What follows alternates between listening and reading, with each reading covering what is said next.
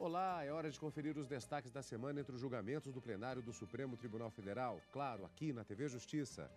Plenárias está começando.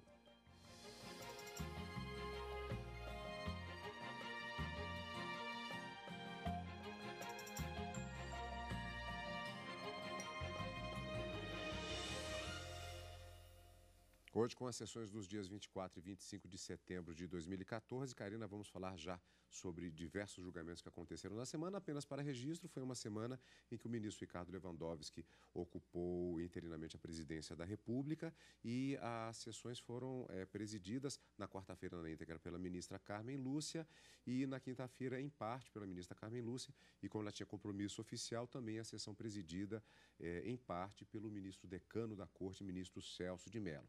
O andamento dos processos foram normais e, como você até registrou na sessão plenária desta quinta-feira, seguindo o mesmo ritmo acelerado que tem sido adotado, com muitos processos que foram julgados. Vamos considerar, inclusive, o rigor da pontualidade da ministra Carmen, iniciando as sessões tanto na quarta como na quinta-feira.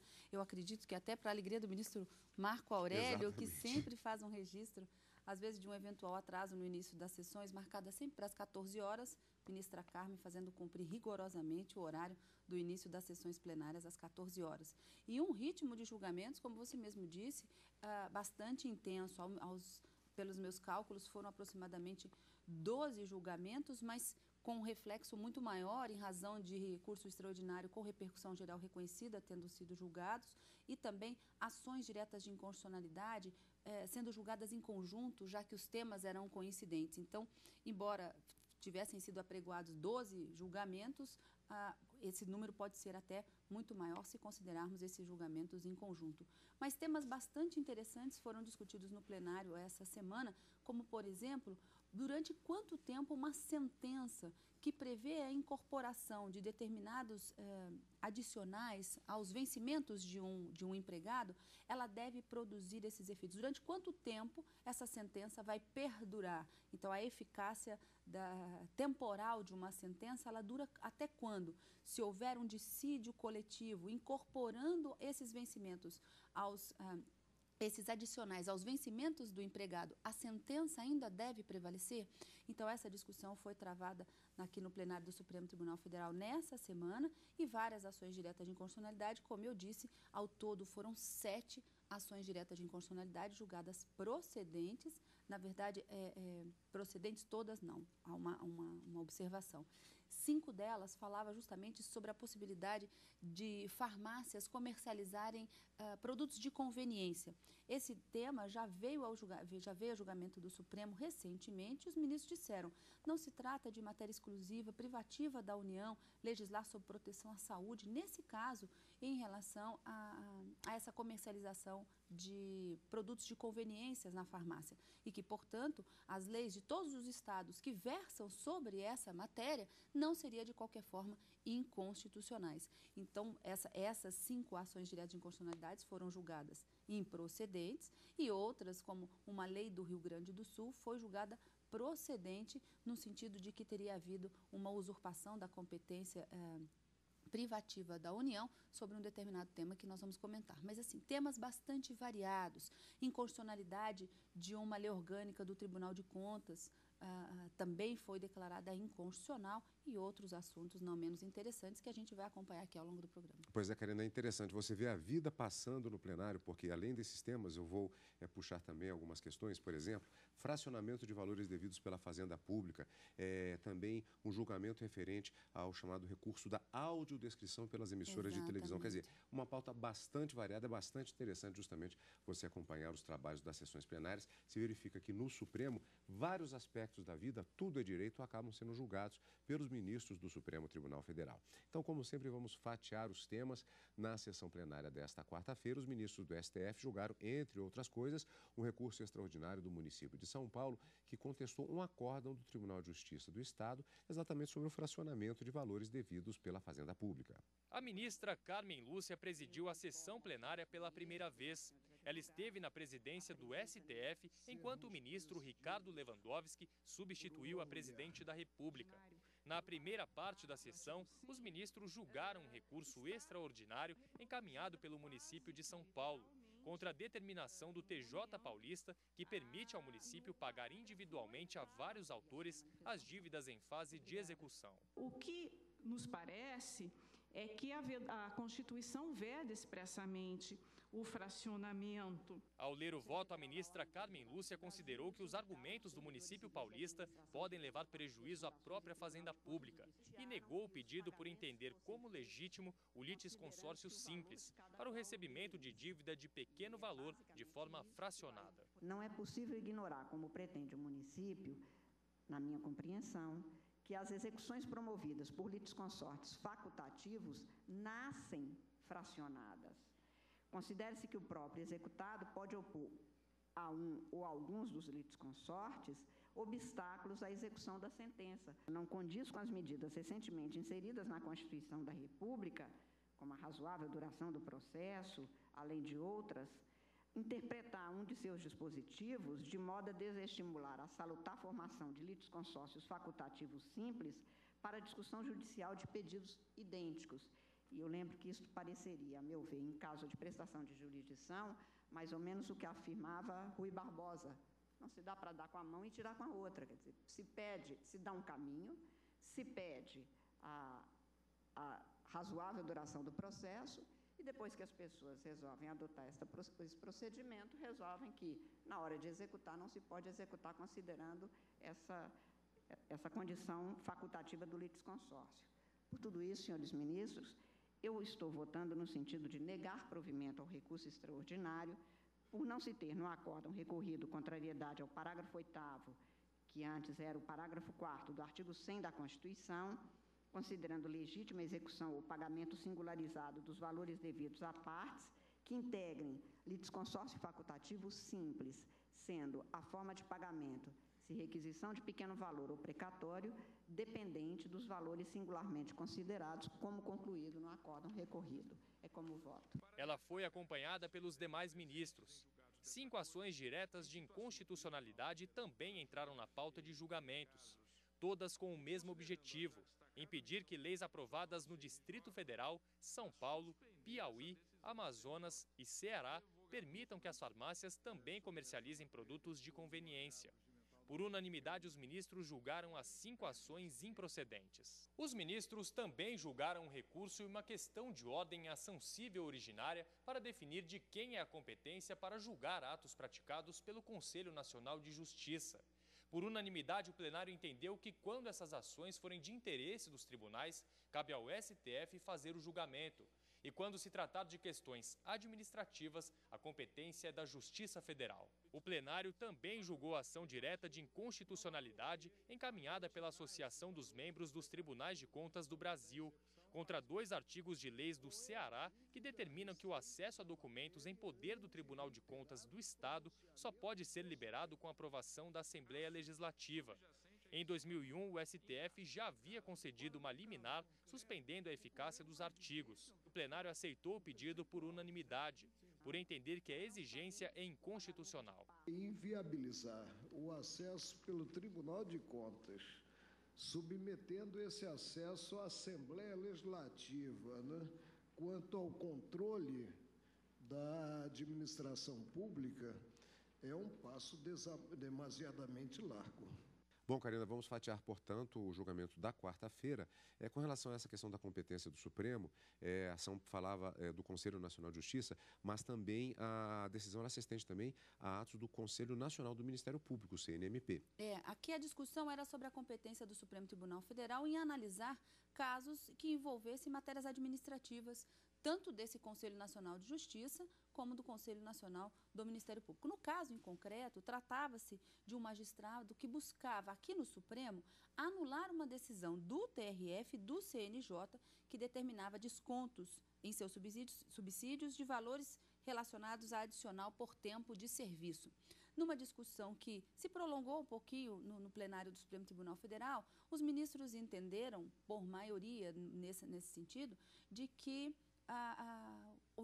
o Supremo teria competência apenas para analisar as ações de natureza constitucional contra os atos do CNMP ou do CNJ, como, por exemplo, mandados de segurança, mandados de injunção, habeas corpus e habeas data. Mas o ministro Dias Toffoli, ele fez uma observação também, que não seria a forma como o questionamento viesse ao Supremo Tribunal Federal, mas sim a sua discussão. Questões envolvendo a função fiscalizadora desses conselhos criados pela Emenda 45 em 2004 e funções disciplinadoras seriam da alçada do Supremo Tribunal Federal, seriam da competência do Supremo Tribunal Federal. Fora esses dois casos, deveria ser julgado pela Justiça Comum.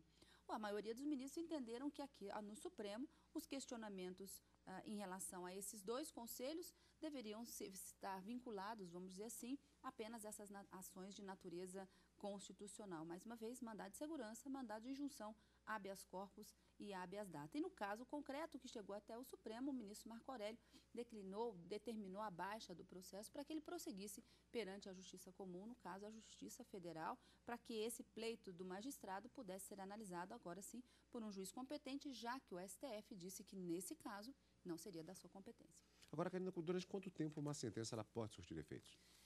Aí é uma questão assim, uma pergunta muito ampla. Então vamos imaginar, num caso de divórcio litigioso, a sentença do juiz que determina o divórcio, ela tem efeito permanente, né? Ela faz coisa julgada. Mas um caso muito interessante foi julgado no Supremo, na quarta-feira também, num recurso extraordinário, em que uma sentença judicial que teria determinado que aos vencimentos de empregados fossem incorporados alguns, vamos dizer assim, diferenças salariais nos vencimentos desses empregados, isso deveria acontecer durante o tempo que fosse determinado pela sentença. No entanto, houve uma alteração dos fatos durante a execução dessa sentença. Então, as diferenças salariais vinham sendo pagas, incorporadas aos vencimentos dos funcionários, no caso do Banco do Brasil, e um dissídio coletivo determinou, criou uma norma dizendo que aquelas diferenças salariais deveriam ser incorporadas aos vencimentos.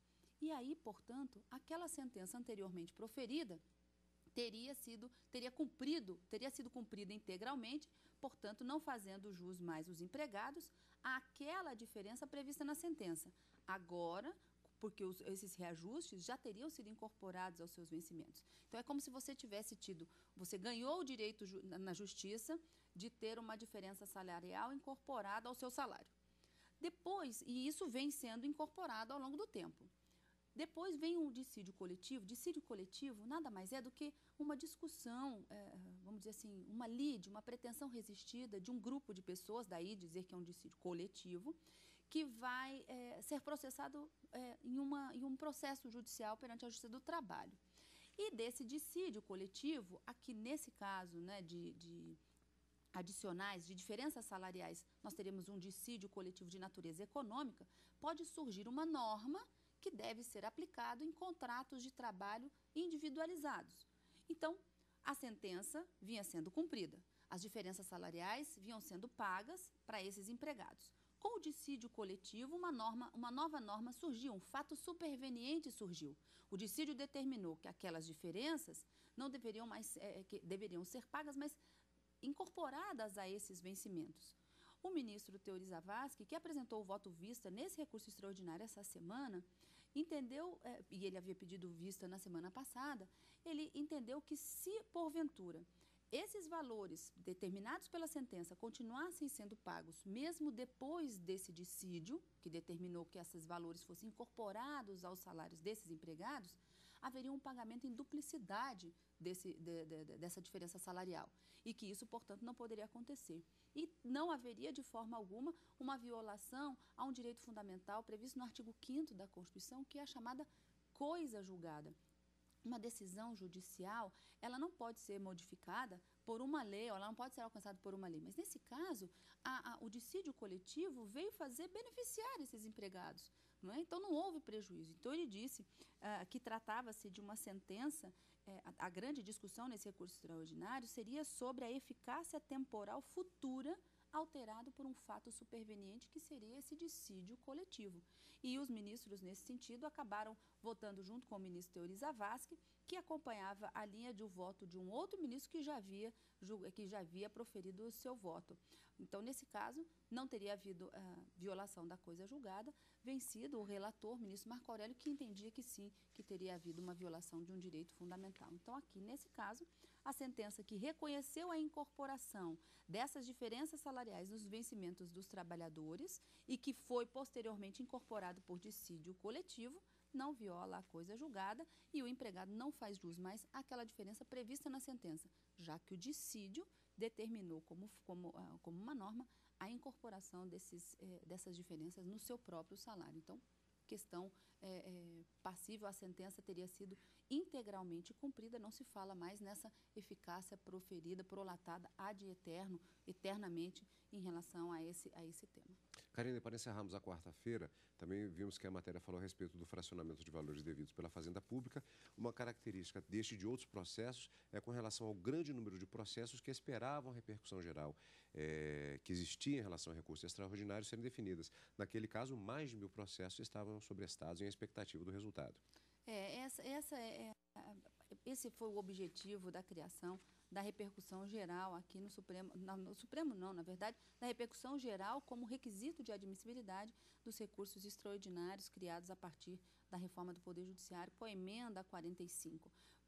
A partir do julgamento de um caso paradigmático, né, os outros processos que estavam sobrestados, aguardando essa decisão, ficam ali latentes e tão logo o Supremo decida, essa decisão deve ser aplicada a eles também. No caso desse pagamento fracionado, aqui há uma observação a ser feita, que não haveria, os ministros decidiram no plenário da quarta-feira, que não haveria violação da Constituição em relação a esse pagamento fracionado de precatórios, porque se tratava de um litisconsórcio ativo facultativo. O que é isso? Vários autores, entendendo ser merecedores ou credores de um direito em comum, resolvem entrar em conjunto com uma mesma ação. E ganharam a ação e, no final, eles pretendem executar de forma fracionada. E isso a ministra Carmen Lúcia e os demais ministros entenderam que não seria uma violação da Constituição em razão desse fracionamento do pagamento dessa dívida reconhecida, dessa dívida do Estado. Aqui, no caso, se eu não me engano, era o município do Estado município de São Paulo, e que eles pretendiam receber esses valores de forma individualizada e fracionada. Então, como eles facultativamente, voluntariamente, resolveram se unir para entrar com essa ação, não haveria qualquer problema de, na hora de executar, executarem individualmente. Essa foi a decisão do Supremo. Bom, sessão plenária da quarta-feira. Vamos agora ver como foram as decisões da sessão plenária da quinta-feira, dia 25 de setembro. Os ministros suspenderam a obrigação de implantar o sistema de audiodescrição em 100% das emissoras de televisão. O recurso descreve toda a programação da TV para pessoas com deficiência visual. O plenário também julgou um pedido da União contestando as leis municipais que proíbem o armazenamento de grãos no Porto de Santos. Para a Advocacia Geral da União, cabe somente à União legislar sobre o regime de portos. As leis aprovadas pela Câmara Municipal de Santos em 2011 e 2013 proíbem o armazenamento e a comercialização de granéis sólidos, como soja e milho. A Advocacia Geral da União recorreu ao Supremo contra essa decisão. Para a AGU, essa determinação deve ser feita pela União. Essa lei municipal, no entender do proponente da ação, é violadora de uma competência federal, já que expressamente a Constituição atribui à União Federal, em diversos positivos, basicamente o 21.12, a linha F, 22.10 da Carta da República, competência para tratar privativamente sobre regime de portos, navegação, assim como explorar diretamente ou mediante autorização, concessão ou permissão. Em janeiro deste ano, o presidente do STF, ministro Ricardo Lewandowski, concedeu uma liminar suspendendo o texto dessas leis municipais. A decisão dele foi mantida pelos demais ministros. A medida cautelar deve ser referendada. Revela-se a mais não poder restrição pelo município à atividade portuária, consideradas as operações com granéis sólidos, o que apenas poderia ocorrer por previsão do legislador federal, ante a interpretação sistemática dos artigos 21(12), a linha F, e 22, inciso 10, da Constituição de 1988. Trata-se de serviço cuja exploração, direta ou mediante autorização, concessão ou permissão, cabe à União, também titular da competência normativa atinente à matéria. A inobservância ou limitação à repartição constitucional de competências legislativas e materiais implica flagrante desprezo à autonomia política e funcional das entidades federativas. Ante o quadro, proponho ao colegiado o referendo da liminar implementada pelo ministro Ricardo Lewandowski. No tocante ao agravo, a esta altura prejudicado pela apreciação da liminar sob o ângulo do referendo, tal como pacificado na jurisprudência deste tribunal, medida cautelar na ação direta de constitucionalidade 3.626, Maranhão, de minha relatoria, julgada em 3 de maio de 2007, é incabível, apenas consigno para efeitos pedagógicos, né? Visando não se ter, mesmo que submetida a decisão a referendo, a protocolação de agravo. Outra medida cautelar foi ratificada pelo Pleno do STF. A Associação Brasileira de Emissoras de Rádio e Televisão é contra a portaria do Ministério das Comunicações que obriga as emissoras a implantarem o sistema de audiodescrição, recurso para atender portadores de necessidades especiais, em 100% da programação, no prazo de 24 a 132 meses. A ABERT sustentou falta de estrutura e dificuldade para inserir o sistema. Para a associação, essa é uma obrigação impossível de ser cumprida. Na avaliação dos órgãos técnicos competentes, o Ministério das Comunicações, realizada após ampla participação popular, mostrou-se necessário redesenhar todo o projeto. Nesse caso, o relator, ministro Marco Aurélio, que já tinha concedido uma liminar, suspendendo a decisão do TRF e a portaria 188 de 2010, confirmou o entendimento. Presidente, estou dizendo, ao propor o referendo, além de reportar-me a decisão que li para o plenário, que o processo revela matéria de altíssima complexidade técnica, em relação à qual o Ministério das Comunicações havia inicialmente concluído pela prorrogação de prazo para cumprimento dos deveres envolvidos. Ato judicial, no sentido de impor novo lapso temporal, implicou evidente reavaliação de diagnósticos e prognósticos feitos pelo órgão especializado competente para tanto e depois de uma audiência pública, né? Resultando na transgressão de preceitos fundamentais como a separação de poderes, o devido processo legal e a eficiência administrativa. Não adianta termos simplesmente o formal. O formal ele deve estar consentâneo com a realidade. Ante essas razões, presidente, proponho o referendo do Pleno à decisão por mim proferida. E foi acompanhado por todos os ministros. O plenário suspendeu por unanimidade as duas normas. Ainda na primeira parte da sessão, os ministros iniciaram o julgamento do recurso extraordinário sobre a contribuição previdenciária dos ganhos referentes à participação no lucro de empresas. Bom, Karina, com relação à questão da audiodescrição, referendo na medida cautelar na arguição de descumprimento de preceito fundamental. Isso significa que, na verdade, essa decisão ela ainda não é definitiva. Não é a decisão de mérito. Então, não só no caso da audiodescrição, como também no caso das proibições, né, das instalações de terminais no Porto de Santos para o escoamento de grãos como milho, soja, como disse o advogado-geral da União.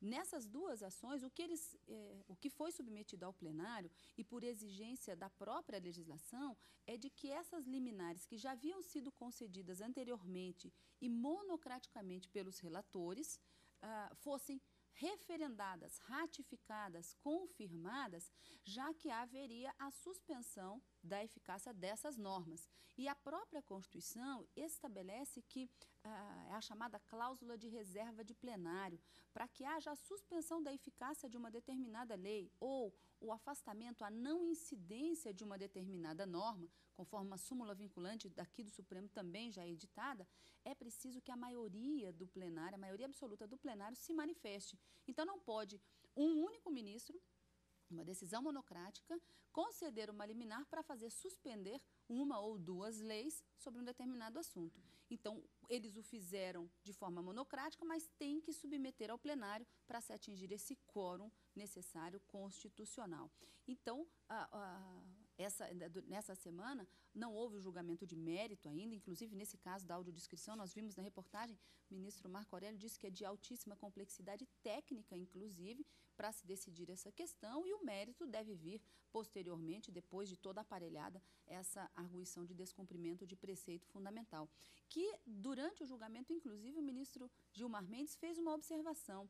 No caso das leis de Santos, do município de Santos, trataria-se da primeira arguição de descumprimento de preceito fundamental recebida no Supremo contra uma lei municipal, já que não é cabível a ação direta de inconstitucionalidade contra leis municipais que possivelmente teriam violado a Constituição Federal. A Constituição diz: a ação direta de inconstitucionalidade é cabível apenas para questionar constitucionalidade de leis estaduais ou atos normativos estaduais ou leis federais e atos normativos federais.